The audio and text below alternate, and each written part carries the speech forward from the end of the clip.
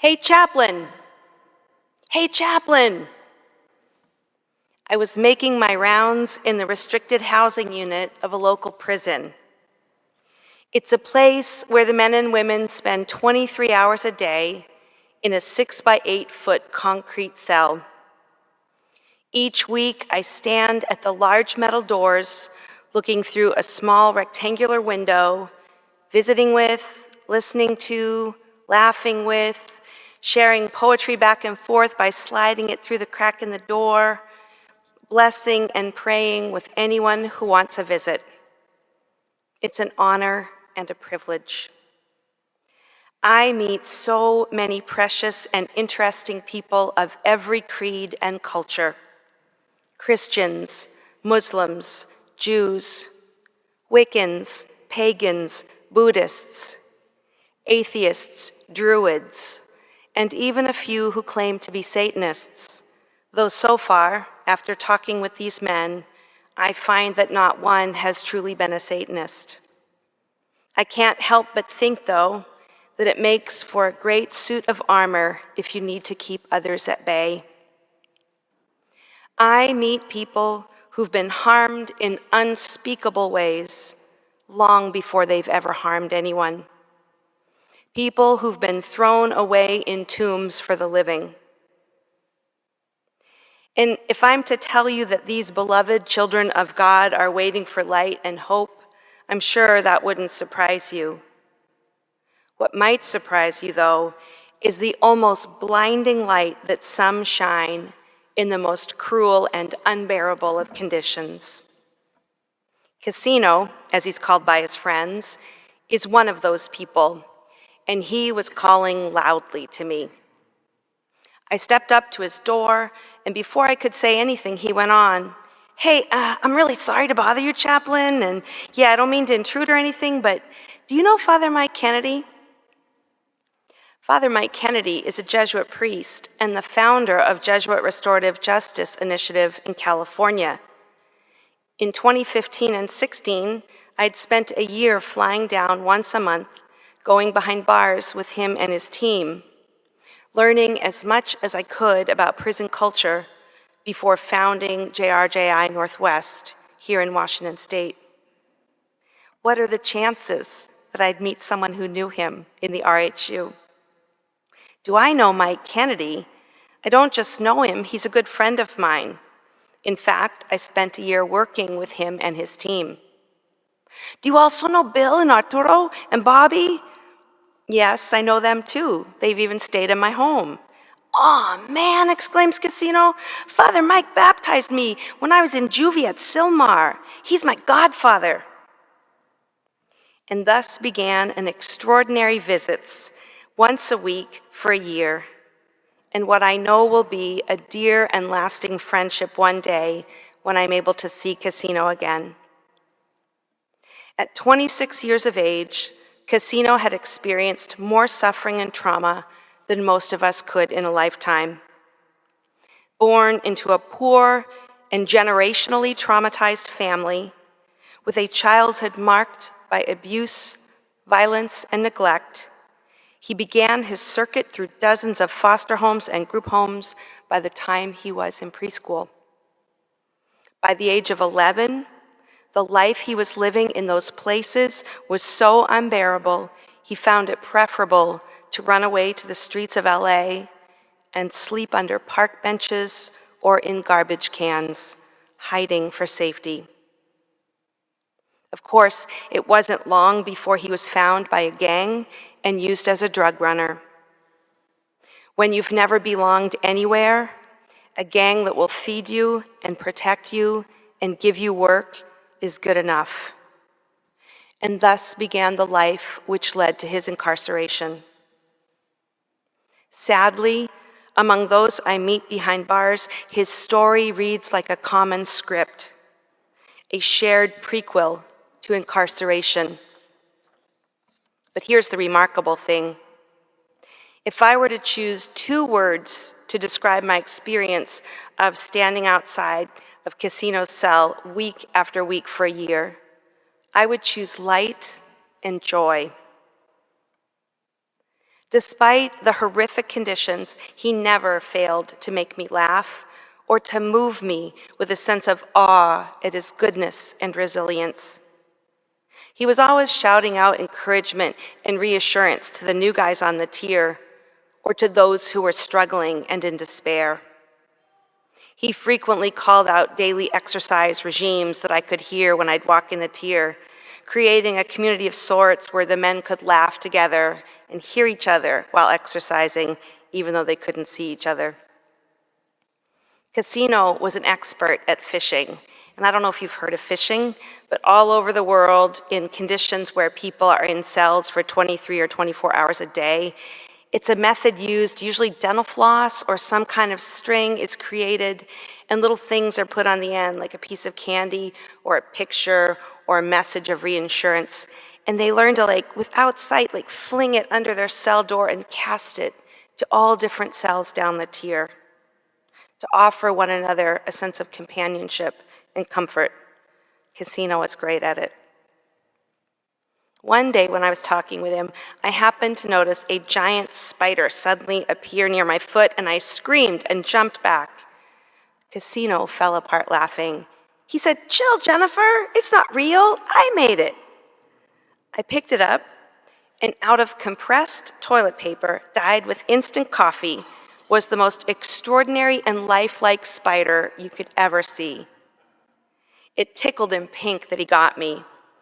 And in a world where there's often a stark line between prisoners and corrections officers, he was well known for making even the officers laugh. And he was quite pleased to report to me that he'd played the very same trick on a number of officers who, like me, had yelped and jumped a mile. Casino also spent a lot of time reading his Bible, and he could put me to shame with the amount he's memorized. A couple of times when I was going through a surgery, or when my husband was diagnosed with cancer, or when my mom in her 90s was ill, he'd quote from memory a perfect scripture, offering me kindness and consolation. After a foot surgery, he bawled me out when I arrived at his cell on crutches a week later. "What are you doing here, Jennifer? You need to be home. Get your foot up. We're men. We can take care of ourselves." I couldn't believe it. He'd give up the one opportunity to have a face-to-face conversation, one opportunity per week, just so that he could rest and heal. After knowing Casino for a while, I told him that I had a new name for him, and he was wildly curious. TBL, I said. TBL? What's that? Total body laughter. You know, Casino, the way you laugh with your whole being. Like 1 minute you're doubled over and you disappear and I can't see you. And the next minute you fling yourself back, arch your back, and guffaw. And then you start waving your arms around and slapping your thighs and flinging yourself from one side of the cell to the other. Casino, it's hilarious. And it makes me laugh every time. I've never seen total body laughter like yours. I'm in awe of how you live your time in these harsh conditions, filling my heart and soul with light and joy. The readings tonight on Gaudete Sunday mean rejoice, and they are clear what is being asked of us. We are called to claim what Mary claimed in her Magnificat, rejoicing, and what Jesus claimed when he unrolled the scroll, vocation. We're called to claim that the Spirit of the Lord is upon us, that we've been sent to bring glad tidings to the poor, which is basically everybody, though not everyone knows it. And we're told to wrap these things in joy and prayer as Paul invites the Thessalonians. Rejoice always, pray without ceasing, in all circumstances, give thanks, for this is the will of God for us in Jesus Christ. Yet often, we are people who think the right conditions just aren't in place. Perhaps we make excuses for why we can't pray, like we're too busy, or rejoice We can't rejoice because we've known too much suffering in our lives. Or perhaps we feel inferior, like we don't have gifts to offer, or that we just haven't quite arrived in the right place and time yet. So we procrastinate in following Jesus wholeheartedly. But my friend Casino is a challenge to that way of thinking. At 26 years old, after a life of horrors, and now residing in a dark and isolated 6 by 8 foot cell, he's been a blazing light of hope and joy to me and to the others on his tier. And now that he's been released, thanks be to God, to those in the community in which he's living and working. In the worst of circumstances, he found a way to be a blessing, in simple but powerful ways to testify to the light, as did John the Baptist. What more do we need to become testifiers to the light? In our daily life with family and friends, when we celebrate birthdays, we aren't perpetually celebrating the baby that once was. We may look at pictures and reminisce and delight, which is fun and brings joy, and my husband and I do it about our son all the time. But at the actual celebration, the one we sing to and rejoice in, the person in front of us, that's who we're celebrating, who they are here and now, at whatever age, 10, 25, 40, 60, 90, whatever it is, we celebrate the life of the person now. With regards to Jesus, there's a danger at Christmas time that we simply look backwards, remembering the Bethlehem scene and the baby that Jesus was. It's a beautiful memory and a miraculous coming, and yes, we are called to remember it. But even more, we're called to see and hear the Jesus of now, the cosmic Christ, the one who waits to be enfleshed in the world again and again and again, here and now, and he can only do it with our help. To put it plainly, Jesus needs us to become part of the family business, to take up our role. He reassures us once again that the Spirit of the Lord is upon us, the very same Spirit that was upon him. He shares it with us, and he promises the Spirit to us. And wherever we are and whatever our circumstances, we can be and bring glad tidings. Casino is gone from the RHU, and I won't be in touch with him again until he's been out for at least a couple of years. It's a Department of Corrections rule for those of us who work or volunteer inside. And I miss him more than I can say. He's like a son to me. But the light and joy he brought to my heart will never leave. It lingers on and strengthens me to this day. And I hope his light is strengthening you too. A month ago, beyond my wildest hopes, I was allowed to start a new trauma healing class in the unit of which I just spoke. The men arrive in chains, 5 at a time, and are chained to their desks. And we have an amazing time. It can get sad, it can get heavy, but it's also full of joy. Doug is a beautiful soul who's been attending the class. He's one of the once upon a time maybe Satanists, and he's trying to find his way back to Christianity and to Jesus after a lifetime of abuse, betrayal, and violence. His light is beginning to burn so brightly. He's a joy, and I can't help but smile every time I see him. Recently, he handed me a poem which he wrote after our first class. It's called A Change. The darkness is all it's ever been, betrayal, pain, and loss of kin, whispering in my ear, telling me it's over. The stress is real. I hate being sober.